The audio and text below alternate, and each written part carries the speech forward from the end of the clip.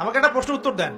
লা ইলাহা ইল্লাল্লাহ এর দাওয়াত তো নবী সাল্লাল্লাহু আলাইহি ওয়াসাল্লামও দিয়েছেন, আর আমিও দিচ্ছি, আপনিও দিচ্ছেন। রাসূলুল্লাহ সাল্লাল্লাহু আলাইহি ওয়াসাল্লামের উপরে এত বাধা বিপত্তি নির্যাতন নিপীড়ন নেমে আসে, আর আপনার ঘরে এত এত এত অর্থ সম্পদ করি আসতেছে, ঘটনাটা কোথায় তাহলে? তাহলে এই লা ইলাহা ইল্লাল্লাহ গুলোর মধ্যে নিশ্চয়ই পার্থক্য দেখা যাচ্ছে। এই জন্য একজন মজলুম বলেছিলেন যে তাকে মৃত্যুর সময় বলা হচ্ছে কালিমা পড়েন। কি পড়েন? কালিমা পড়েন। সে বলছে যে আমাকে কোন কালিমা পড়তে বলছে? যে কালিমা তোমরা পড়ছো সেই কালিমা পড়ার পর তোমাদের রুটি রুজির ব্যবস্থা হচ্ছে, আর আমি যে কালিমাটা পড়েছি এই কালিমার জন্য তুমি এসেছো আমার গলায় আজকে ফাঁসির কাষ্ট চলাতে। এই হচ্ছে অবস্থা। প্রিয় ভাইয়েরা, দুনিয়ার জীবনটা চূড়ান্ত নয়। এখানে সফল হতে হলে একটা আয়াতেই যথেষ্ট আপনার জন্য। আজকে রাসূল যা দিয়েছেন নিয়ে নেন, যা দেন নাই ছেড়ে দেন, যা নিষেধ করেছেন ছেড়ে দেন, ব্যাস, আর কিছু করতে হবে না। নিজে বেশি পণ্ডিত হতে গেলে প্রবলেম আছে। ওলামায়ে কেরামের সাথে সম্পর্ক রাখতে হবে। আর কোন ওলামায়ে কেরামের সাথে সম্পর্ক রাখবেন? যাদের সকালের ফতোয়া দুপুরের একটা পিটানিতে রাত্রে চেঞ্জ হয়ে যায়। সকালে একটা ফতোয়া দিয়েছে, ওই ফতোয়া দেওয়ার কারণে দুপুরে একটা মাইর খাইছে, রাত্রেবেলা সেই ফতোয়া চেঞ্জ, হকপন্থী হয়ে গেল। এমন বহু আছে, মানে এমন কিছু মতাদর্শ নিয়ে চলে যেগুলো নিয়ে চললে জীবনে কোনো বাধা বিপত্তির অবকাশ নাই। সারা জীবন দাওয়াতি কাজ করেই যাবে, কেউ টু শব্দও করবে না তার বিরুদ্ধে। রাসূলুল্লাহ সাল্লাল্লাহু আলাইহি ওয়াসাল্লামকে 23 বছরে এত মার খেতে হইলো কেন তাহলে? আমাকে একটা প্রশ্ন উত্তর দেন। লা ইলাহা ইল্লাল্লাহ এর দাওয়াত তো নবী সাল্লাল্লাহু আলাইহি ওয়াসাল্লামও দিয়েছেন, আর আমিও দিচ্ছি, আপনিও দিচ্ছেন। রাসূলুল্লাহ সাল্লাল্লাহু আলাইহি ওয়াসাল্লামের উপরে এত বাধা বিপত্তি নির্যাতন নিপীড়ন নেমে আসে, আর আপনার ঘরে এত এত এত অর্থ সম্পদ করি আসতেছে, ঘটনাটা কোথায় তাহলে? তাহলে এই লা ইলাহা ইল্লাল্লাহ গুলোর মধ্যে নিশ্চয়ই পার্থক্য দেখা যাচ্ছে। কথা মানে বোঝেন না?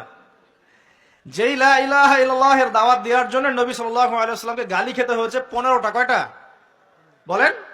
15টা গালি খেতে হয়েছে। আর রাহিকুল মাকতুম বই পড়ে দেখেন, যেই লা ইলাহা ইল্লাল্লাহ এর দাওয়াত দেওয়ার কারণে রাসূলকে 16 বার হত্যা করার চেষ্টা করা হয়েছে। কতবার? পড়েন, সিরাতের বই পাবেন। মক্কা বিজয়ের সময় তাওয়াফ করার সময়ও তাকে হত্যার চেষ্টা করা হয়েছে। যেই লা ইলাহা ইল্লাল্লাহ দাওয়াত দেওয়ার জন্য নবী সাল্লাল্লাহু আলাইহি ওয়াসাল্লামের ঘাড়ে উটের নাড়ি ভুঁড়ি চাপিয়ে দেওয়া হয়েছে, দেশান্তরিত করা হয়েছে, তায়েফের মানুষ ইটপাটকেল নিক্ষেপ করেছে, রক্ত ঝরেছে। সেই একই লা ইলাহা ইল্লাল্লাহের দাওয়াত দেওয়ার পরে আমার ঘরে বিলিয়ন বিলিয়ন ডলার আসতেছে, সমস্যা কোথায়? তাহলে সমস্যা কোন জায়গায়? নিঃসন্দেহে উভয় লা ইলাহা ইল্লাল্লাহের মধ্যে পার্থক্য আছে। হ্যাঁ, আমি এমন লা ইলাহা ইল্লাল্লাহের দাওয়াত দিচ্ছি যে দাওয়াত দিলে কোনো সমস্যা নাই, আমি সব তরকারিতেই চলবো, পার পেয়ে যাবো ইনশাআল্লাহ। আর যদি হকপন্থী লা ইলাহা ইল্লাল্লাহের দাওয়াত দিতে যান তাহলে সমস্যা আছে। আল্লাহ রাব্বুল আলামিন আমাদেরকে সৎ কাজের আদেশের সাথে সাথে অসৎ কাজে নিষেধ করার তৌফিক দান করুন। বিশ্বাস করেন, নবী সাল্লাল্লাহু আলাইহি ওয়াসাল্লাম যদি সারা জীবন বলতেন সুবহানাল্লাহ পড়লে এত নেকি হয়, আলহামদুলিল্লাহ পড়লে এত নেকি হয়, আল্লাহু আকবার পড়লে এত নেকি হয়, কোনো সমস্যা হওয়ার কথা ছিল না। নবী সাল্লাল্লাহু আলাইহি ওয়াসাল্লামকে প্রস্তাব দেওয়া হচ্ছে, তুমি যে আল্লাহর ইবাদত করো সেই আল্লাহর ইবাদত আমরা করব, পাশাপাশি আমরা আমাদের লাত উজ্জা মানাতেরও ইবাদত করব। হবে কি? নবী সাল্লাল্লাহু আলাইহি ওয়াসাল্লাম বলছেন, জি না, হবে না। কুলু লা ইলাহা ইল্লাল্লাহ তুফলিহুন। লা ইলাহা ইল্লাল্লাহ বলে সমস্ত বাতিল ইলাহকে অ্যাভয়েড করতে হবে, এলিমিনেট করতে হবে, তারপর হবে মুসলিম। এখন আপনি 5 ওয়াক্ত নামাজও পড়বেন মাশাআল্লাহ, এদিকে সুদও খাবেন, আপনি রমজান মাসে সাওমও রাখবেন মাশাআল্লাহ, আপনি ঘুষও নিবেন, আপনি এদিকে দান সদকাও করবেন, আবার যাকাতও দিবেন না, এদিকে মাশাআল্লাহ আপনি তাহাজ্জুদ পড়বেন, পর্দা মানবেন না, হ্যাঁ, এদিকে আপনি তাসবিহ তাহলিল করছেন, হজ উমরা করছেন বছর বছর, এদিকে দুর্নীতিও করবেন, অন্যের সম্পদ আত্মসাৎও করবেন। এই লা ইলাহা ইল্লাল্লাহ তো আল্লাহর রাসূল শিখান নাই, শিখাইছেন নাকি? উদখুলু ফিস সিলমি কাফা মানে কি? তোমরা পরিপূর্ণরূপে ইসলামে কি করো? প্রবেশ করো। এখন ইসলামে পরিপূর্ণ প্রবেশ মানে কি?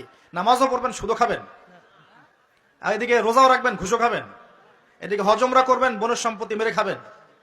এগুলো কি লা ইলাহা ইল্লাল্লাহ শিক্ষা? তো মনে রাখবেন, লা ইলাহা ইল্লাল্লাহ এর হকপন্থী ওলামায়ে কেরাম যারা, সোহবতে গিয়ে পড়ে দিন শিখবেন ইনশাআল্লাহ। পারবেন না?